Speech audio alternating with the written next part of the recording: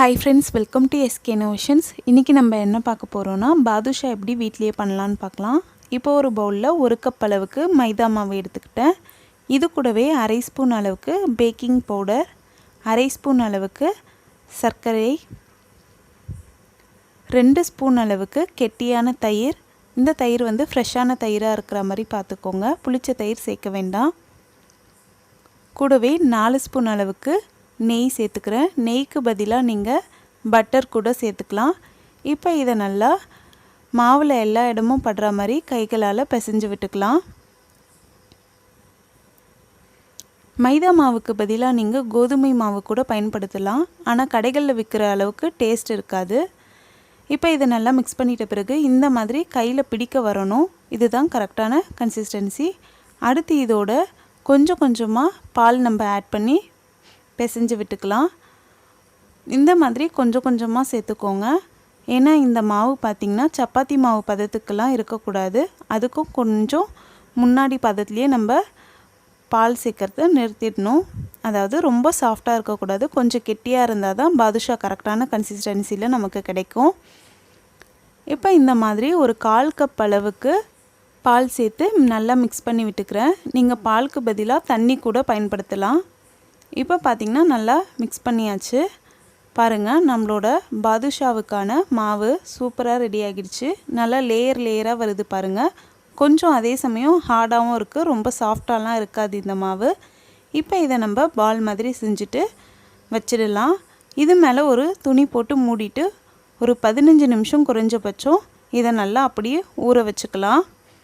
இது அப்படியே இருக்கட்டும். இந்த டைமில் நம்ம சர்க்கரை பாகு ரெடி பண்ணிடலாம்.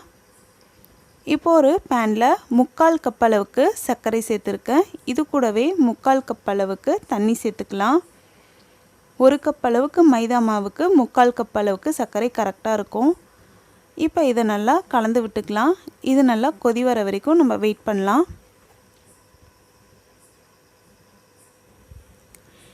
இப்போ பார்த்திங்கன்னா சர்க்கரை பாகு கொதிக்க ஆரம்பிச்சிருச்சு. இந்த டைமில் கொஞ்சமாக குங்குமப்பூ சேர்த்துக்கிறேன்.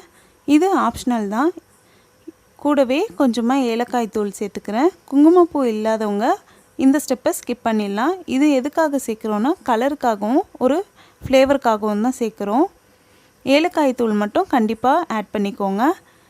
இப்போ பாருங்கள், குங்குமப்பூ சேர்த்துருக்கிறதுனால பாகு வந்து நல்லா கலர் சேஞ்ச் ஆகிட்டே வருது. சர்க்கரை பாகு பார்த்திங்கன்னா ஒரு கம்பி பதம் வந்ததும் நம்ம ஸ்டவ் ஆஃப் பண்ணிவிட்டு கொஞ்சமாக எலுமிச்சை பழத்தோட சாறு சேர்த்துக்கலாம். இது ஏன் சேர்க்குறோன்னா பாகு வந்து கெட்டியாகாமல் இருக்கிறதுக்காக சேர்க்குறோம். இப்போ அதை நல்லா கலந்து விட்டுட்டு நம்ம அப்படியே ஒரு மூடி போட்டு மூடி வச்சுக்கலாம். இந்த டைமில் பார்த்திங்கன்னா 15 நிமிஷம் ஆகிடுச்சு. மாவும் ரெடி ஆகிடுச்சு. இப்போ இதிலேருந்து சின்ன சின்ன பாலாக நம்ம பிரித்து எடுத்துக்கலாம். இந்த மாதிரி உருட்டுறதுக்கு முன்னாடி 1 டைம் நல்லா கையாலேயே அழுத்தி விட்டுட்டு இந்த மாதிரி உருட்டி ஒரு அழுத்தம் கொடுத்துக்கலாம். நடுவில் வந்து உளுந்து வடைக்கெல்லாம் எப்படி ஓட்டை போடுவோமோ அதே மாதிரி இந்த பாதுஷாக்கு நடுவுலையும் ஒரு ஓட்டை போட்டுக்கலாம். அப்போ தான் பாதுஷாவோட மாவு எல்லா சைடுமே ஈவனாக வெந்து வரும். அதே சமயம் கடைகளில் விற்கிற மாதிரி நமக்கு ஷேப்பும் கிடைக்கும். இதே மாதிரி இந்த மாவு ஃபுல்லாகவே நான் பாதுஷா ஷேப்புக்கு பண்ணி எடுத்துக்க போகிறேன். பாருங்கள், இன்னொரு தடவை செஞ்சு காட்டுறேன்.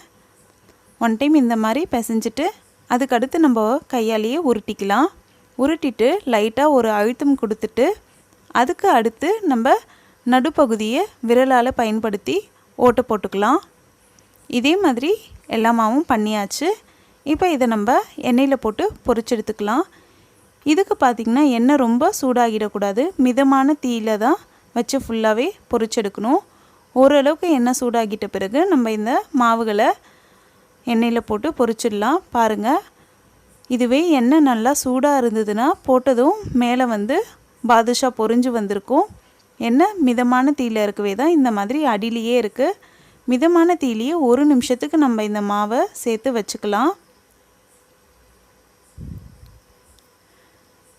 நம்ம இதை 1 நிமிஷத்துக்கு டிஸ்டர்ப் பண்ண வேண்டாம். இப்போ 1 நிமிஷம் கழித்து பார்த்திங்கன்னா அந்த மாவு எல்லாமே பொரிஞ்சு கொஞ்சம் கொஞ்சமாக மேலே வர ஆரம்பிக்கும். இந்த டைமில் நம்ம ஸ்டவ்வை ஃபுல்லாகவே சிம் ஃப்ளேமில் வச்சுக்கலாம். அப்போ தான் பாதுஷா நல்லா வெந்து வரும். இல்லாட்டி கலர் நமக்கு கிடைச்சிடும். உள்ளே பார்த்திங்கன்னா மாவாக இருக்கும். அதனால் ஃபுல்லாகவே சிம் ஃப்ளேமில் வச்சு பொரிச்சிடுங்க.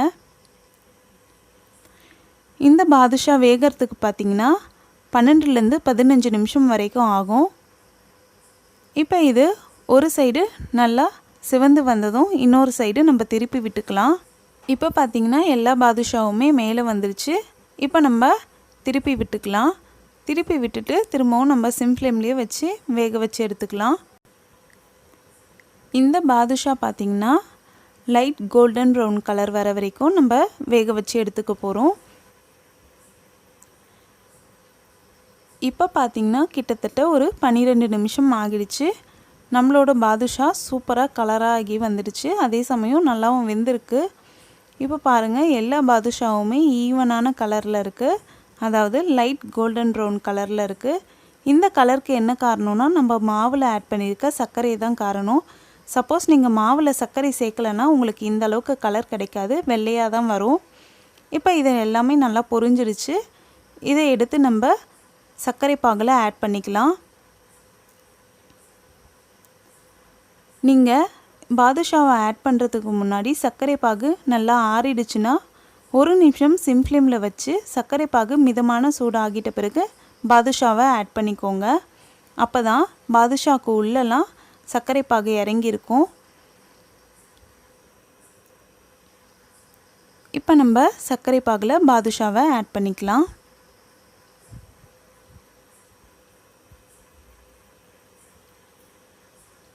ஆட் பண்ணியாச்சு.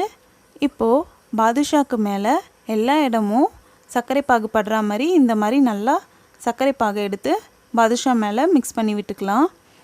இந்த மாதிரி மிக்ஸ் பண்ணிவிட்டு ஒரு 10 நிமிஷம் பாதுஷாவை இந்த சர்க்கரை பாகுலையே வச்சுருக்கலாம். அப்போ தான் பாதுஷாக்குள்ளே சர்க்கரை பாகோட எசன்ஸ்லாம் நல்லா போயிருக்கும். இதில் நம்ம குங்குமப்பூ சேர்த்துருக்கிறதுனால ரொம்பவே சூப்பரான கலரும் வாசனையும் ஃப்ளேவரும் நமக்கு கிடைக்கும். இப்போ 10 நிமிஷம் ஆகிடுச்சு. நம்ம இதிலிருந்து தனியாக இந்த பாதுஷாக்களை எடுத்துடலாம். இதே மாதிரி மற்ற பாதுஷாவையுமே பொரிச்சிட்டு இந்த சர்க்கரை பாகில் 10 நிமிஷம் வச்சுட்டு நான் எடுத்துக்க போகிறேன். இனிமேல் பாதுஷா செய்யணும்னு நினச்சா ஈஸியாக வீட்லேயே குயிக்காக செஞ்சு முடிச்சிடலாம். ரொம்பவே சுலபமாக இருக்கும். அதே சமயம் ஈஸியாகவும் செஞ்சு முடிச்சிடலாம். இது செய்கிறது ரொம்ப கஷ்டமும் இல்லை. இப்போ பார்த்திங்கன்னா சர்க்கரை பாகிலேருந்து எல்லா பாதுஷாவும் எடுத்தாச்சு. இப்போ இதை நம்ம சர்வ் பண்ணிக்கலாம். கார்னிஷிங்க்கு வேணும்னா நீங்கள் மேலே நட்ஸ் துருவி சேர்க்கறதுனாலும் சேர்த்துக்கலாம். பாருங்கள் நம்மளோட சூப்பரான சாஃப்டான ஜூஸியான பாதுஷா குயிக்காக செஞ்சு முடிச்சிட்டோம். நீங்களும் கண்டிப்பாக ட்ரை பண்ணுங்கள். இந்த வீடியோ உங்களுக்கு பிடிச்சிருந்தால் லைக் பண்ணுங்கள், உங்கள் ஃப்ரெண்ட்ஸோடு ஷேர் பண்ணுங்கள், அண்ட் எப்படி இருந்துச்சுன்னு கமெண்ட் பண்ணுங்கள். நம்ம சேனலை ஃபஸ்ட் டைம் பார்க்குறீங்கன்னா மறக்காமல் சப்ஸ்கிரைப் பண்ணுங்கள். தேங்க்ஸ் ஃபார் வாட்சிங் ஃப்ரெண்ட்ஸ்.